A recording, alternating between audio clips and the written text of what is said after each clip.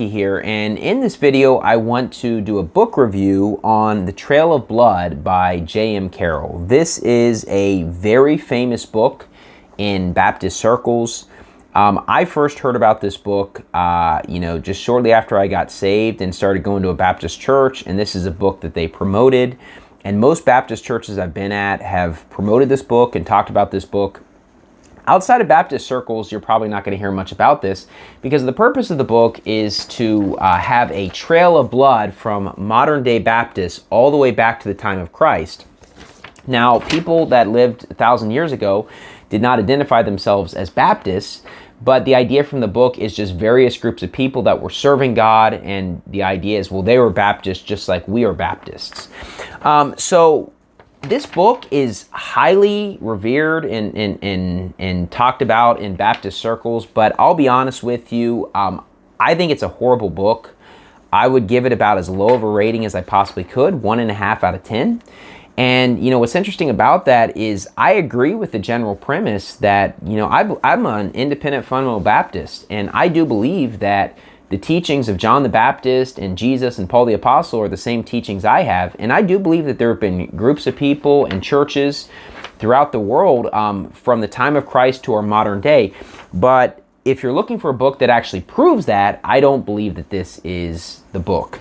Let me just go through a few things because I know that this is, probably goes against what most Baptists say. But they list various groups of people in this book, and they'll say that these are Baptists. And here's an example. They were robbed of that and called by many other names, sometimes by one and sometimes by another. Montanists, Tertullianists, Novatianists, Paterins, etc. And some, at least because of their practice of rebaptizing those who were baptized in infancy, were referred to as Anabaptists. Other parts of the book he'll mention the Donatists, the Cathari, the Paulicians, the Petrobrucians, the Arnoldists, the Henricians, the Albigenses, and the Waldensians. Now, I do believe that a lot of these groups had very similar beliefs that the average Baptist has today, but actually some of these groups have turned out to just be heretics that are very different. And so this was written and no sources are cited, no doctrinal statements of these groups are given. He just kind of flat out says, hey, you know what, this group is just like the Baptists. And it's like, well, what proof do you have of this? And there's no proof given in this book. So for me personally, reading this book as a Baptist, it doesn't give me more confidence that, hey, you know what, we have this line. It actually does the opposite, because people talk about this book as if case closed, 2 + 3 = 5. There's actually no proof given in this book whatsoever. I think a major mistake that the author is doing is that he's looking at groups of people that were persecuted, and because they're persecuted, this is proof that they are just like us and that they have the truth. But the Bible speaks about being persecuted for righteousness' sake, and there are plenty of groups throughout the world that are being persecuted that are not Bible-believing Christians. The Sikhs have been persecuted by the Muslims through the years. Muslims are being persecuted by the Hindus in India. The Muslims were persecuting the Jews in Jerusalem, and now they're being persecuted by the Jews. Joseph Smith was tar and feathered. I mean, throughout history, there have been plenty of groups that were false believers that were persecuted, and that doesn't prove that they're actually right. And so, it's something I've thought of recently. I wrote a sermon on this that I have not yet preached, but being persecuted does not prove that you're correct. And it's a mistake I see modern day, even with Baptists, where they'll go through a little bit of persecution, and to them that's proof, well, this shows that we're correct. Well, not necessarily, because are you being persecuted for righteousness' sake, or are you being persecuted for your own sins and your own problems? Those are very different things. And so just simply citing groups of people that were persecuted does not prove that they believe the same things as us. It just proves that they were persecuted. But there's really no sources cited. There's really no information to prove that they believe the same thing. And it's just kind of a statement that's made. One of the main keys of this book is that people will use this book to prove that they have a biblical baptism. And what they mean by that is that there's a line all the way back to John the Baptist where they were biblically baptized by someone who was biblically baptized by someone who was biblically baptized by a genuine saved believer, all the way back to John the Baptist. And there's churches, Baptist writers, they'll talk about, are you really a true Baptist church or not. And this is just false doctrine, and it's weird doctrine. You'll hear people say things like, if you're not a Baptist Bride or Church, you're not going to enter into heaven, or you'll be on the outskirts, you won't be on the inner circle. A lot of weird things when the Bible just says, believe on the Lord Jesus Christ and thou shalt be saved. I can pretty much guarantee that not a single person has a scriptural baptism going all the way back 2,000 years, because you can't tell me that there hasn't been a heretic over 2,000 years, or somebody got baptized and then they didn't really understand as much, and years later they became a pastor baptizing people, and they don't even realize that the person who baptized them was a heretic and it was a false church. I'm sure that has taken place. And here's the thing, the Bible says that genealogies don't matter. So why are we trying to prove, hey, we're a true church because it's going all the way back to Christ, or our baptism goes all the way back? I am very happy with considering myself a Baptist and an independent fundamental Baptist, because I believe my beliefs line up with the general beliefs of independent fundamental Baptists. But that being said, I don't believe that you can necessarily prove all the way back to the time of Christ. I don't think we have all these doctrinal statements and proof of all these different groups. I certainly do believe there have been believers for 2,000 years and groups of people that met together and were going soul winning and doing the work of God. And I do believe they fell under different names, because in our modern day, we have just these giant churches and names, and worldwide people know them. But I think it's just information that is very, very hard to actually discover. So some of these groups, from my study and understanding, were very similar to Baptists. Some of the groups he brings up are not.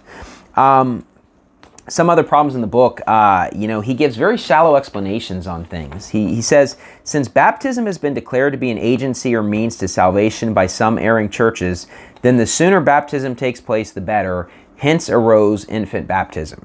That's just not correct. Infant baptism comes because they're trying to wash away original sin. So it comes from this belief of original sin. At least that is the doctrine that came out of it, that of their justification for why they do infant baptism. The idea is that a baby is born guilty, which is obviously false. Okay, so they say we need to baptize babies to get rid of their original sin. And of course, that became a tradition and a big practice in churches. But he just gives kind of general explanation that, hey, baptism is really important. It's a means of salvation, so get it done as soon as possible. Well, that isn't really accurate, because there are churches that practice baptism after believing and also have it as a means for salvation, such as, the Church of Christ in the U.S., and they're not doing infant baptism. So I don't really understand the logic. I think he gives a very shallow explanation. There are some wrong doctrines here. He talks about the importance and things that make us Baptists, and I don't agree with everything he says. He says there's two officers. Bishops or pastors. He says those are interchangeable, which they are, representing different roles within the same position. And deacons, they are servants of the church. Well, there's also evangelists. And so I used to be an evangelist before I was ordained as a pastor. So I don't believe that there are only two officers. I believe that there are more. And according to him, this is what you must believe. And if not, you're not really a Baptist. He says it's laws and doctrines, the New Testament and that only. So the New Testament is all that matters. I don't agree with that. I mean, the Old Testament actually matters. That should still be the law of the land, other than the cardinal ordinances that were removed at the resurrection of Jesus. He says absolute religious liberty for all. I'm sorry, but I don't see that in the Bible, that we should have absolute religious liberty. Yes, a person can be an unbeliever, but it doesn't mean that they have a right to worship idols in a country that is actually following God's laws. And so that is actually incorrect. He also speaks well of a lot of false prophets. He speaks about famous reformers, Wycliffe, Huss, Zwingli, Luther, Calvin. He says great leaders in their great battles for Reformation struck Catholicism a staggering blow. So he's against them because he says they're not Baptists, but he speaks well of them. And then he speaks very well of John Wesley and Charles Wesley. And he says these boys were afterwards converted, and genuinely and wonderfully converted. So he speaks well of them, even though they were basically Protestants coming from the Anglican Church, starting the United Methodists. I would not agree with that. So to him, he's basically saying all these Christians are really saved, but we just kind of disagree about various different things. So I think the book's a mess. It's not a book I would promote. I don't think it proves that we trace our lineage back 2,000 years. I do believe that. And that's what's crazy, is that I agree with the premise that there have been groups of people that had very similar beliefs to what I have today, that were genuine believers that did not go by the name Baptist, but they were going out soul winning, standing up for salvation by grace through faith, and teaching eternal security. But the book Trail of Blood does a very bad job of actually proving it. This is not a book I would recommend to anyone. The false doctrine is minor. It's not that big of a deal. But the whole purpose of the book is to prove that, hey, Baptists are the true faith, and he cites no sources. There's nothing to prove what he says, or doctrinal statements or anything. So I would review Trail of Blood as being a very bad book. I don't think it's a very good book. I would not recommend it. I know that is Baptist heresy, what I just said, in a lot of circles, but I'm seeking to give honest reviews, and there are some other books that have a similar idea that I've read that are not as famous, that I've heard about, but I haven't personally read, that are not as famous, and I am seeking to read those, and I'll give reviews for those, because it is a very interesting topic to me. But I do not believe this book actually proves that Baptists can have a trail of blood tracing back 2,000 years, and so I give it maybe 2 out of 10, not a very good rating. Anyways, thank you, and God bless.